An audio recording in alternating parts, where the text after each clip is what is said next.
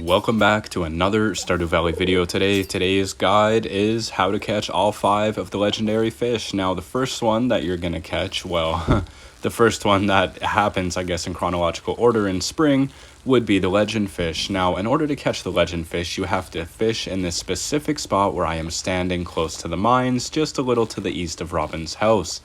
You also need to have a fishing level of 10, which you can either earn through leveling up your fishing, or maybe you want to eat, a seafoam pudding and boost your fishing up to 10 or 15, depending on your level, I would recommend, the higher the level, the better, because the legend is notoriously known as one of the most pain-in-the-butt fish to catch. But you can also boost the size of your bar using different bobbers, and you can also equip the deluxe bait, which increases the bite rate and also increases the size of your fishing bar. Now, when it comes to the legendary fish, you're likely to be fighting for a couple minutes, if not at least 1 minute per fish.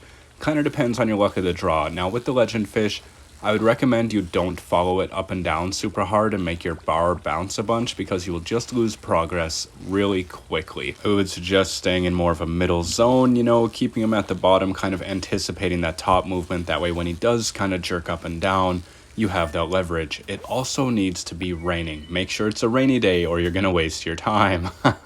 My bad for not mentioning earlier. Now, legendary fish number 2 is the mutant carp. Now, this fish can be caught in the sewers, to which unlocking the sewers is relatively easy. All you have to do is donate 60 items to the museum, to which there are 95. This is one of the easier legendary fish to catch, and you'll probably get it within your first couple tries. Now, the next nightmare fish that you have to catch is known as the crimson fish.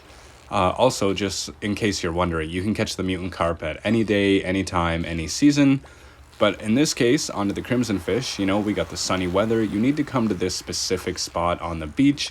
Basically, once you come to the beach, go to the right, repair the little plank. That costs, 250 wood or something like that? 250, 350?